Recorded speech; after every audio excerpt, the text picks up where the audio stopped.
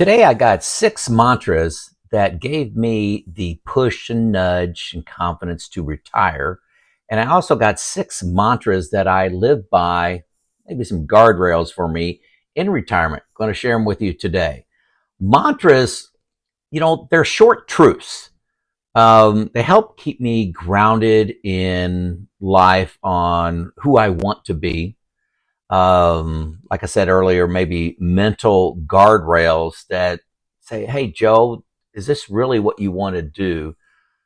Focusing me on what really matters and who I want to be. When things get uncertain, a lot of chaos going on, um, give me courage. Okay, so let's jump right in. Okay, first thing, 6 mantras that helped me retire. What would I do if I was not afraid? This is attributed to Sheryl Sandberg. This motivated me a lot through my career and making the decision to retire, because logically, the easy thing to do is to keep working 1 more year, 5 more years, 10 more years. The dumb thing to do is to give up on all that income and live off of your savings. Okay, that just it's not the safest thing to do. Okay, but what would I do if I was not afraid? I hate doing things just because of the emotion of fear. I was trained as an engineer. I managed a lot of engineers, worked in a manufacturing plant. I liked making logical decisions based on facts. This one is a big one for me throughout life. What would I do if I was not afraid? Number 2, a good plan violently executed is better than a perfect plan never realized. That's attributed to George Patton, and that's not an exact quote, but that's how I choose to remember it. A perfect plan, this is what keeps you trapped in working 1 more year, keeps you searching. What am I missing? What am I missing? What am I missing? Hey, folks, start with a good plan, keep learning, and then trust your ability to adapt. Okay, keep your plan flexible. So a good plan, executed, that you can actually do, is better than a perfect plan that you just keep improving and never implement it. Number 3, wealth consists of not having great possessions, but having few wants. This came along later in life for me, that it's keeping up with the Joneses that keep you buying stuff. Keep me, oh, that's a nice car, that's a nice house, that's a nice lawn, those are nice clothes. I try to have very few wants and be grateful for the things that really matter in my life. Okay, more on that to come. So it's not about possessions. Number 4, the cemetery is full of irreplaceable people. This guided me through my career too, and was, a big part of why I retired. I wanted to turn my job over to another generation. I've been in the job for a while. I worked for a large company for 32 years. Everybody's replaceable. And, you wouldn't believe the number of people I talk to that says, I'm not sure what the company's going to do when I leave. And they always survive. That's an old French proverb. Wealth consists of not having great possessions, but in having few wants. That was Epictetus. He was a Stoic. So I'm jumping number 4, which was the cemetery is full of irreplaceable people. On to number 5, retire to something, not from something. That was attributed to Paul McManus. This was big for me. Don't run from a job. Don't run from what I'm doing. Get excited about what's next, the next journey.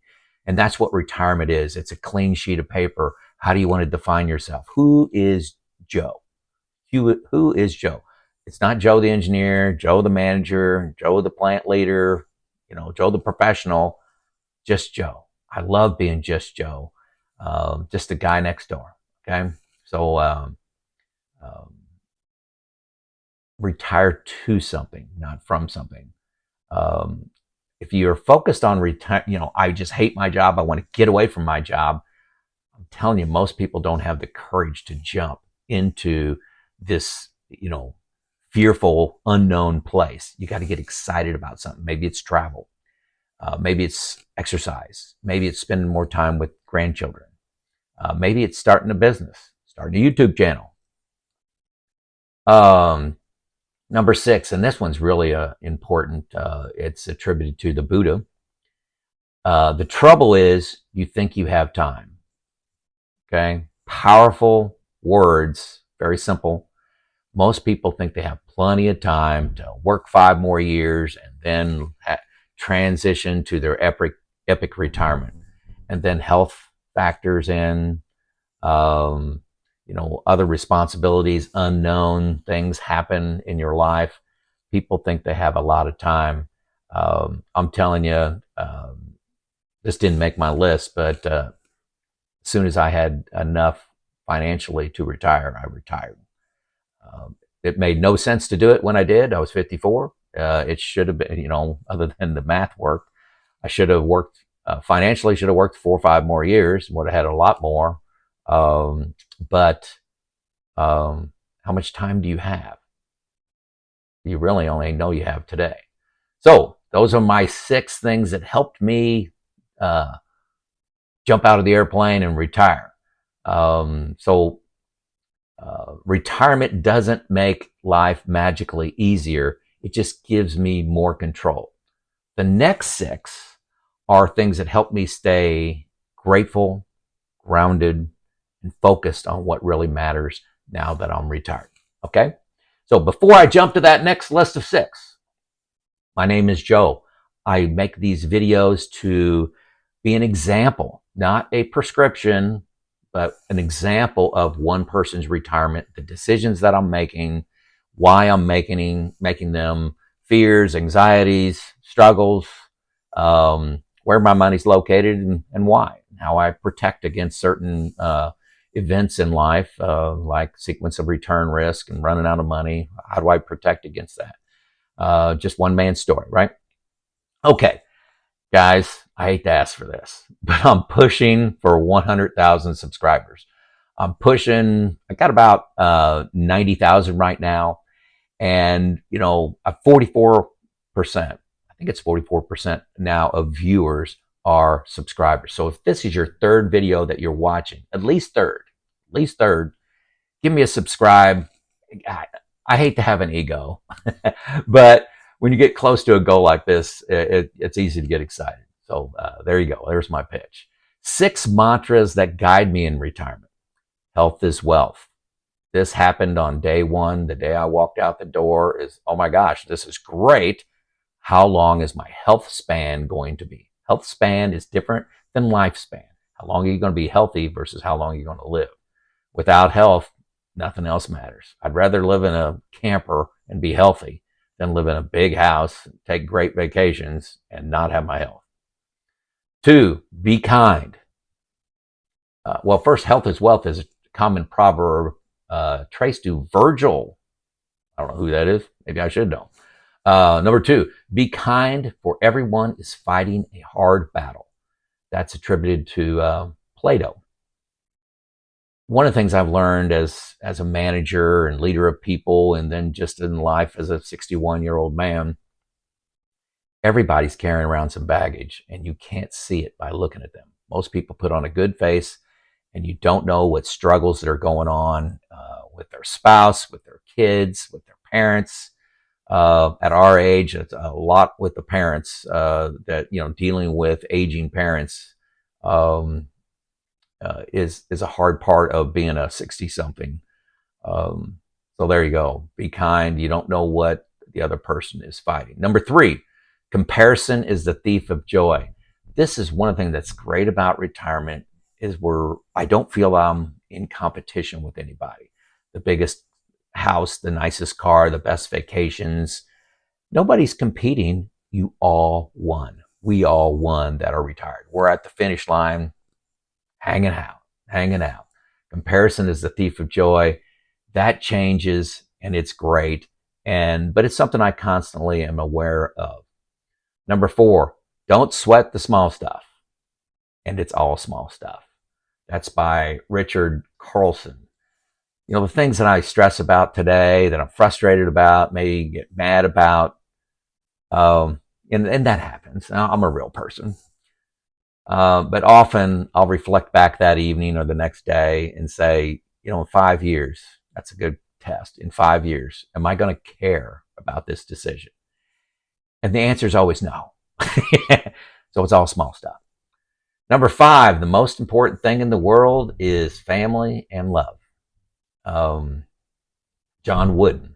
And my family means everything to me. My kids, my granddaughter, family time. I can add relationships to this, to friends. That's expanded into love, if you expand the word love. In my faith, it's everything, okay? And none of those you buy. None of those are a purchased item. They all just need my time. Number 6, the best way to find yourself is to lose yourself in the service to others. That's by Mahatma Gandhi. This one's big around where I spend my time in retirement. This YouTube channel. I'm helping people. I'm trying to help. I'm speaking alone in my bedroom here, temporary recording area, trying to help. If I have knowledge or skills that help people, it's wrong for me to hide that. This is why I work on a few nonprofits, parks for the local town I'm in, Habitat. I mentor a few people. I help out at local high school, the local college, all unpaid stuff. But I go and talk to them, the high school, about careers and resume writing and how to get employment, what kind of jobs to think about going into. How did I select my career and why? The college, I'm talking about lean. It's a manufacturing process. I like the Toyota production system. But all these things are in service to other people.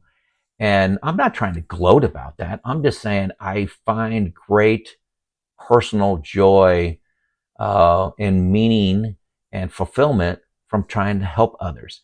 And I'm telling you, a lot of retirees are in the same boat as me. I'm not unusual. But if you're wondering how you can have meaning in retirement, think about how you're going to give away your skills, your talents, your time to help other people.